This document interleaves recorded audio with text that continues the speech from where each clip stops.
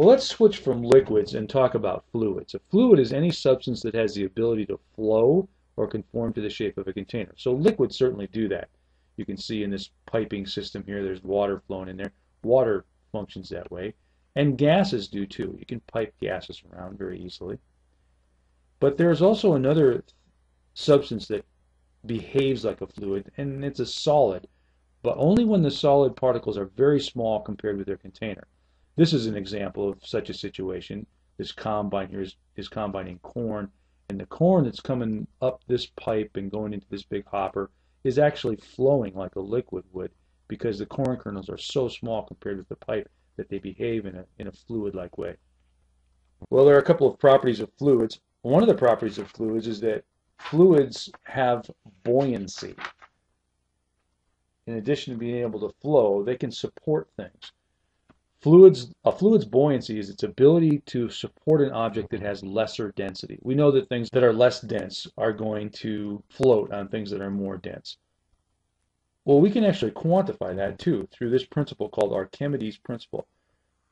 Archimedes' principle says the buoyant force of a fluid on an object is equal to the weight of the fluid that's displaced by that object. So the bigger the object, the more fluid it displaces, the bigger the force that's pushing it upward. Well, I have a sink full of water here, and there's a balloon floating in it, and I'm going to submerge this balloon in the water to take a look at Archimedes' principle. First of all, I've made a mark on the back of the sink by putting a piece of duct tape right at the water line. Now what I'm going to do next is I'm going to take this balloon and submerge it, and let's watch what happens to the water line. As you'd expect, the water goes up. It's now up onto the duct tape a little bit. This is because as the balloon goes in to the water can't occupy the same space as the balloon, and so it displaces the water. Now the force of buoyancy that holds this balloon up is going to be equal to the weight of the water it displaces. So the more water it displaces, the harder it's going to be to push. You've probably tried this before at the beach with a beach ball. At first it's pretty easy to push down. As it gets farther and farther into the water, it gets harder and harder to push. And then once it's completely submerged, it never gets any harder to push. It's always the same, all the way down to the bottom. Well, that's because I'm not displacing any new water once it's underwater. Here's an example problem related to Archimedes' principle. Some people say Archimedes' principle. I don't know how it's really supposed to be pronounced. We've got a balloon. Its mass is given when it's empty. And the question is, how much helium, what volume of helium would you have to pump into this balloon to get it to float upward at constant speed? We know that empty helium balloons just lay there on the ground, but when helium is put in, they begin to float. So we can figure this out. Two densities are given, the density of air and the density of helium. Well, when this balloon does begin to float, and it floats upward at constant speed, that means that there's no net force on this thing if it's moving at constant speed.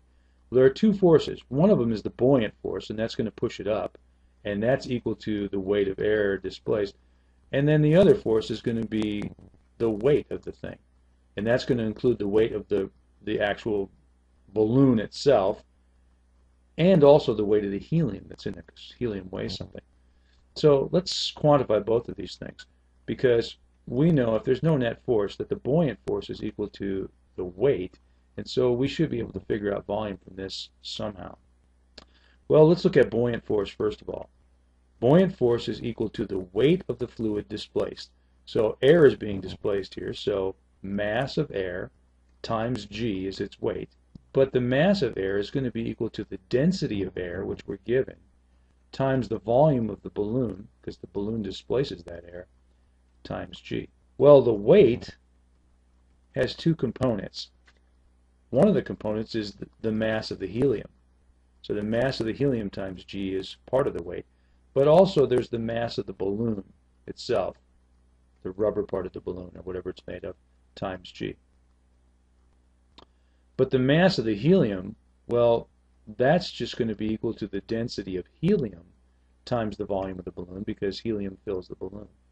So we could rewrite that, and we could say the weight is equal to the density of helium times the volume times g plus the mass of the balloon times G.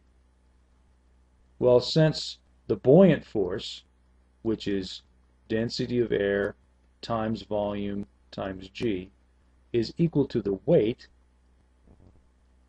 that's equal to density of helium times volume times G plus the mass of the balloon times G. The G's drop out, so it turns out that this problem would be the same even if we were on the moon or someplace with a different G. Well, let's get all the terms that have volume in them on one side. So density of air times volume minus density of helium times volume is equal to the mass of the balloon. What we're trying to find is volume here, so we'll just solve for that. We'll take volume out. Volume times density of air minus density of helium is equal to the mass of the balloon. So the volume is going to have to be the mass of the balloon divided by the density of air minus the density of helium. Well, now we'll just plug the information in that we're given. The mass of the balloon, it said, was 175 kilograms. The density of air is 1.29 grams per liter, and the density of helium was 0.179 grams per liter.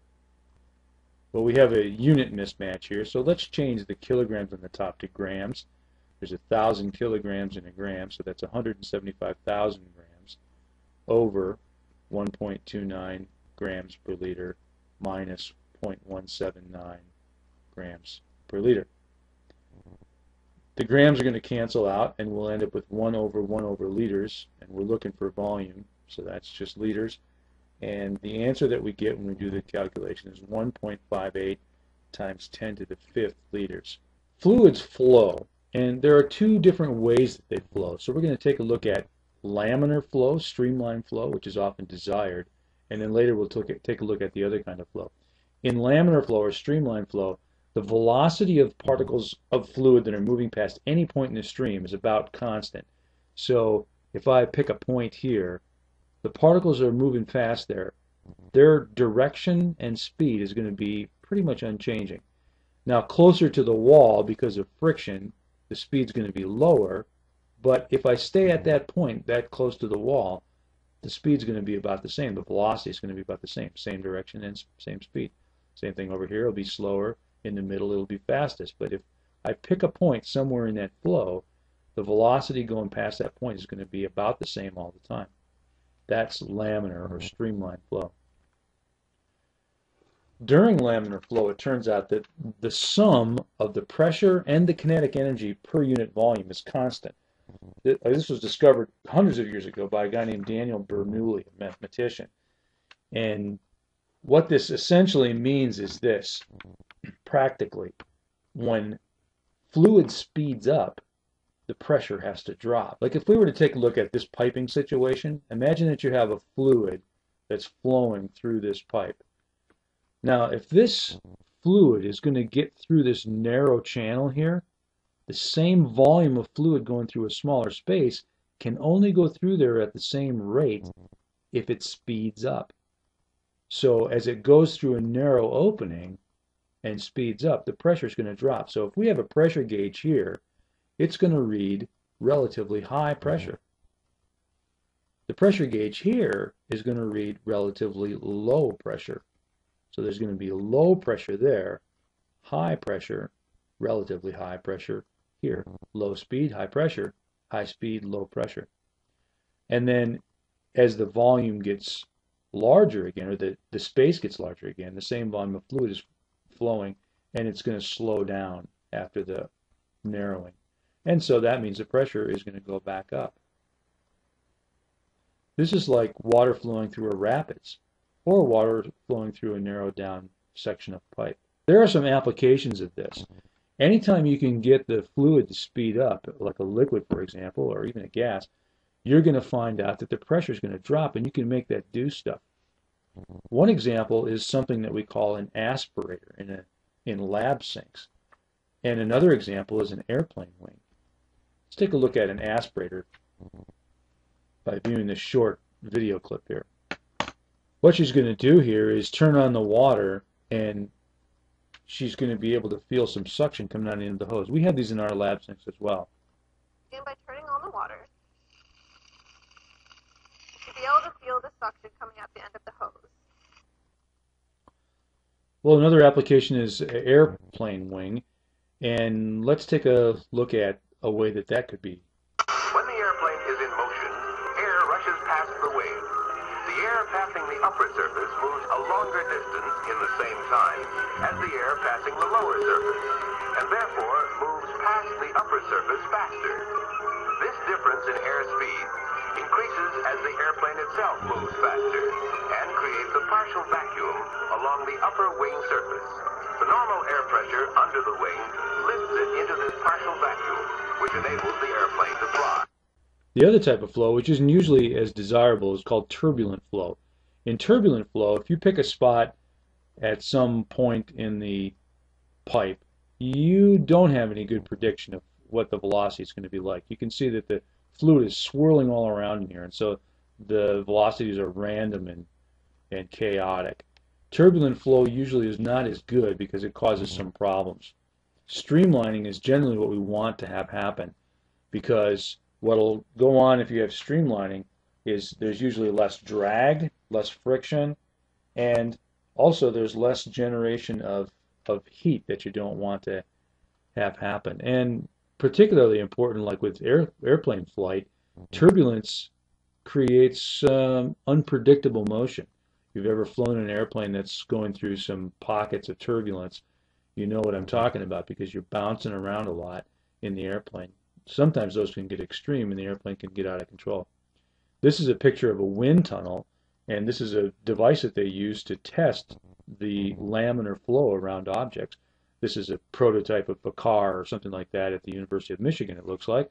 And what they have is a big gigantic fan that gets air moving in a laminar flow past the object, and then they introduce some smoke that makes a pathway, and they can actually trace, by watching the smoke, they can trace the path of the air. And if it starts to swirl around somewhere on the car, then they know they've got turbulence, and they want to fix something about that shape.